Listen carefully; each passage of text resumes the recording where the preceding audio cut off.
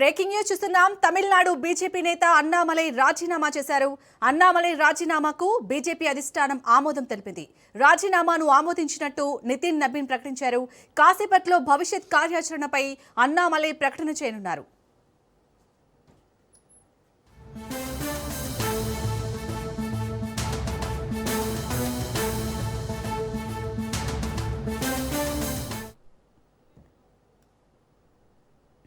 Tamil Nadu BJP నేత అన్నామలై రాజీనామా చేశారు.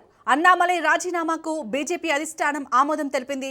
రాజీనామాను ఆమోదించినట్టు నితిన్ నబీన్ ప్రకటించారు. కాసేపట్లో భవిష్యత్ కార్యాచరణపై అన్నామలై ప్రకటన చేయనున్నారు.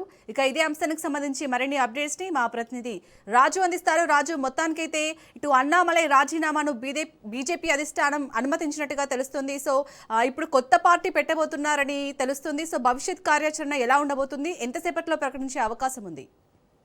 శాలిని, తమిళనాడు బీజేపీ మాజీ అధ్యక్షుడు కొన్ని రోజుల ఏదైతే అంటే ఇటీవల జరిగినటువంటి తమిళనాడులో ఎన్నికలు జరిగిన తర్వాత సో ఆయన కీలక నిర్ణయం తీసుకున్నారు. తను పార్టీ నుంచి వైదొలగాలని చెప్పి నిర్ణయం తీసుకున్నాడు. ఇదే అంశాన్ని పార్టీ అధినాయకత్వం నేతల దృష్టికి తీసుకురావడం జరిగింది. వారితో ప్రత్యేకంగా భేటీ కావడం జరిగింది.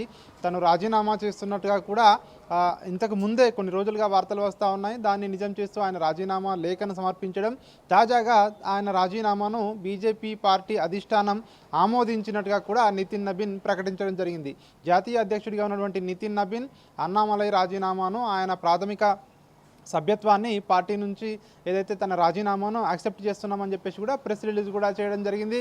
అయితే అన్నామలై గత కొన్ని నెలలుగా కూడా అసంతృప్తితో ఉన్నాడు. ప్రధానంగా తమిళనాడులో బీజేపీ ఏ విధంగా ముందుకు వెళ్ళాలి అనే అంశంపై, ముఖ్యంగా ఎన్నికల్లో ఒంటరి పోరుకు వెళ్ళాలని అన్నామలై సూచించినా కూడా బీజేపీ అధినాయకత్వం వినలేదు.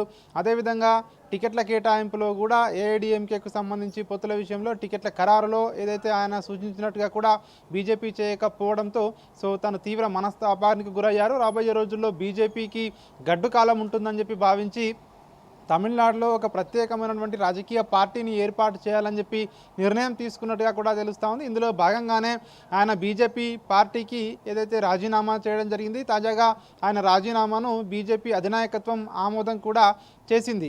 అయితే ప్రధానంగా మనం చూసుకున్నట్టయితే అన్నామలై ఐపీఎస్ ఆఫీసర్గా మొదటగా పనిచేస్తారు. కర్ణాటక కేడర్కు చెందినటువంటి అన్నామలై ఆయన తన ఐపీఎస్ పదవికి రాజీనామా చేసి బీజేపీలో చేరారు. బీజేపీలో అతి తక్కువ కాలంలోనే ఆయన ఏదైతే బీజేపీ రాష్ట్ర అధ్యక్షునిగా పార్టీ అధిష్టానం ఆయనకు అవకాశం కల్పించడం జరిగింది. అయితే ఆయన అధ్యక్షుడిగా వచ్చిన తర్వాత తమిళనాడులో బీజేపీకి ఒకంత ఊపును తీసుకొచ్చారు. ప్రధానంగా బీజేపీని గ్రాస్ రూట్లోకి తీసుకువెళ్లడంలో కానివచ్చు, అదేవిధంగా అక్కడ బీజేపీ వైపు ప్రజలు చూసే విధంగా ఒక ఆల్టర్నేట్గా ఎదగబోతుంది అన్నటువంటి చర్చ కూడా జరిగింది. అయితే అనివార్య కారణాల వల్ల అక్కడ బీజేపీ ఎదగలేదు. ముఖ్యంగా ద్రవిడ రాజకీయ పార్టీలను తట్టుకొని బీజేపీ మనుగడ ఇప్పట్లో సాధించడం కష్టమనే భావనకు వచ్చినట్టుగా కూడా తెలుస్తూ ఉంది. అన్నామలై ఒక కొత్త రాజకీయ పార్టీని ఏర్పాటు చేసే అవకాశం ఉన్నట్లుగా కూడా ఆయన సన్నిహితులు చెప్తా ఉన్నారు. అయితే ఆయన రాజీనామా తాజాగా ఆమోదం పొందింది కాబట్టి సో ఆయన తన భవిష్యత్ కార్యాచరణ ఈరోజు ప్రకటించే అవకాశాలే ఎక్కువగా ఉన్నాయని చెప్పేసి ఒకవైపు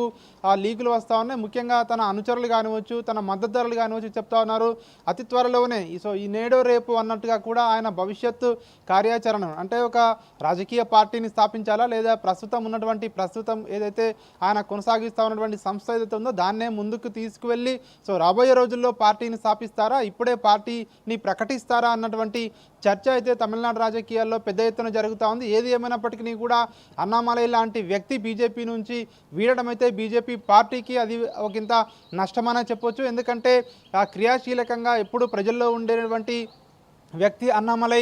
ఆయన కార్యకర్తలను ఉత్తేజపరిచే విషయంలో కానివచ్చు, అదేవిధంగా తమిళనాడులో సో ఏదైతే ద్రవిడ పార్టీలకు ఒక ఏదైతే ఛాలెంజింగ్గా ఉన్నటువంటి వ్యక్తి, అట్లాంటి వ్యక్తి బీజేపీని వీడి సో ఈరోజు వెళ్ళిపోయాడంటే బీజేపీకి అది ఒకంత నష్టమనే భావనలో బీజేపీ పార్టీ అధినాయకత్వం అయితే ఉంది. ఏది ఏమైనప్పటికీ అన్నామలై మాత్రం ఒక రాజకీయ పార్టీని ఏర్పాటు చేసే ఆలోచనలోనే ఉన్నట్టుగా కూడా ఆయన సన్నిహిత వర్గాలు చెప్తా ఉన్నారు. ముఖ్యంగా సో నేడే రేపు ఆయన తన భవిష్యత్ కార్యాచరణను కూడా ప్రకటించే అవకాశం కనిపిస్తూ ఉంది.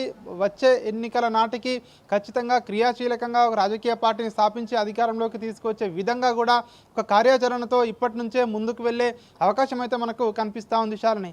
Right, thank you Raju.